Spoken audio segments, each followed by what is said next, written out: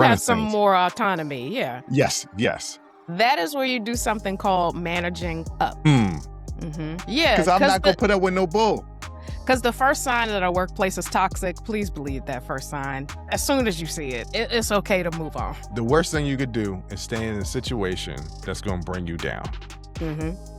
You got to do what's best for you. And that means sometimes you got to move on. This is an Unsolicited Perspectives YouTube exclusive. Jay? Yeah. You work at an office. Technically. Yeah, technically. Yeah. But you work in the corporate. Yes. Right? Yes. You have meetings with higher ups and all that type of stuff. Yes. I don't really, that's not really part of my job. The buck stops with me. Right. More or less. I have people I got to answer to, but not really. I've been doing this for so long that I kind of get my You running have some things. more autonomy. Yeah. Yes. But what happens when you got a boss that messes up and then tries to blame it on you? That is where you do something called managing up. Okay, so the title of this Reddit is, Am I the Jerk for Refusing to Fix My Manager's Mistake When They Tried to Blame Me for It? Automatically no. But let me hear the story. My manager messed up a project by ignoring my warnings. When it hit the fan, he tried to throw me under the bus in a meeting with upper management. I didn't get mad. I just calmly pulled up the email chain where I warned him about the risk and forwarded it to the VP in front of everyone. He got reprimanded, and now he's making my work life a living hell. Everyone says I should have handled it privately, but am I the jerk for not keeping it a secret? So, the jerk, no. Did you handle it right? Absolutely not. Because now you've opened yourself up to retribution. And that's exactly what's happening. There is a corporate way to get your lick back. Okay.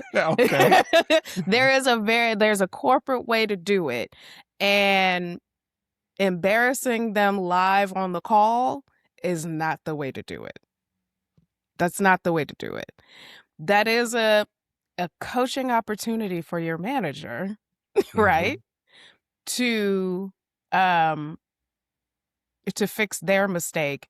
What you should have done is, yes, pull them aside after and say, hey, I didn't appreciate that. I have the email chain where I warned you that this was a possibility. So I'm unsure of why you thought to throw me up under the bus. I mean, don't say throw me up under the bus, but you get it. Use Chat GPT, y'all, and you can find out a nice way. But no, doing it live on that call is not the way. But I would also say, if you're going to manage up in those situations, either record that call or follow up with it in writing and just, email or something and say, hey, just want to follow up after our conversation, the dot, bop, bop, bop, bop. And then you've got a paper trail.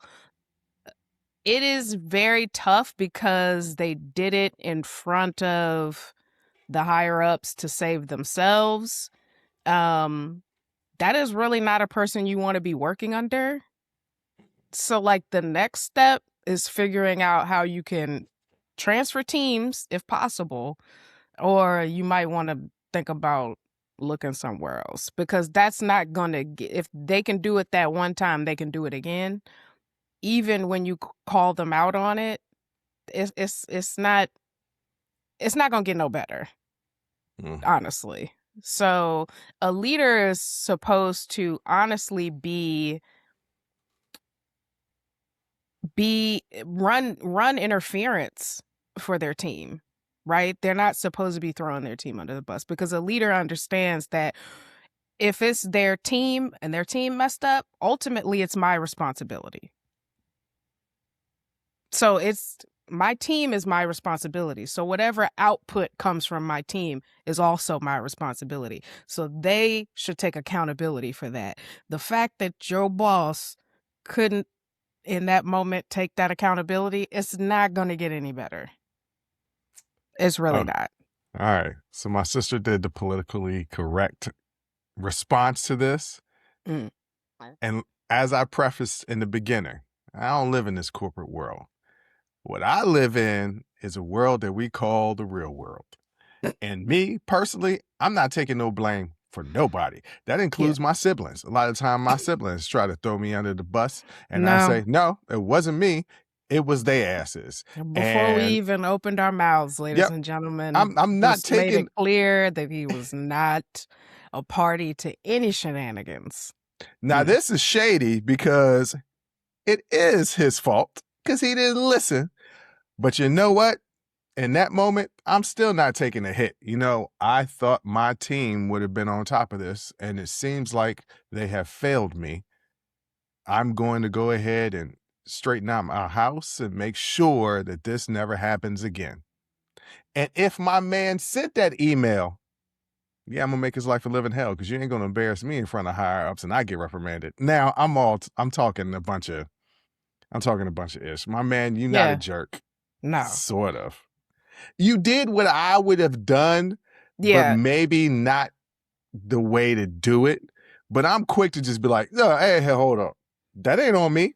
I didn't do that. Matter of fact, I told you this was going to happen. In corporate, you got to take a beat because the last thing you want is to hit send on that email and you're emotional. I've shown you examples of hitting send on an email and they're emotional. Look, let me tell you something. Okay. There's been a couple of times that you just see me, that you have shown me some emails, and I have seen other people's emails, and I was like, this is wholly unprofessional because I'm not really of that world. Yeah. When I send emails, they are always extremely professional. Yeah. Like there is never any personality in they're sterile. Yes. That's the way I feel like professional emails should be. Yeah. The emails that you've shown me and some other people have shown me from workplace, I'm just like, hey, I really don't know how you deal with what you deal with because it couldn't be me. And that's also the reason why, thank God I've had this job for over 20 years. Because if you go back and look at my taxes from 1999 to 2003, it was like 4 or 5 W-2s a year because I was known to just be like, oh, I'm out and quit the job. Yeah. Because I'm not going to put up with no bull. Because the first sign that a workplace is toxic, please believe that first sign. As soon as you see it, it's okay to move on. The worst thing you could do is stay in a situation that's going to bring you down. Mm-hmm. You got to do what's best for you. And that means sometimes you got to move on. Sometimes you got to move on for a job, even if it's going to cost you some money. Mm-hmm. I know people who have switched jobs and been like, I'm happier now, but I'm making about $30,000 less. Yeah. You can downgrade your life a little bit to accommodate the fact that you're making less money. But what you can never do is downgrade your happiness to accommodate trying to live a certain lifestyle. Yeah. Sorry, just can't do it. But that's just my 2 cents. But also, if he continues to make this employee's life miserable, I suggest that you start keeping a record, and then you will go ahead and contact HR at that point. Oh, I'm waiting for a lawsuit. I'm waiting for a lawsuit. Let me go ahead and sue. Give me a little class action. Probably not class action, but maybe if he's done it once, it might be. But ladies and gentlemen, let me know what you think. Drop a line in the comments section and we're going to get at you. Join the conversation and follow the Unsolicited Perspectives podcast on Apple, Spotify, or wherever you get your audio podcasts.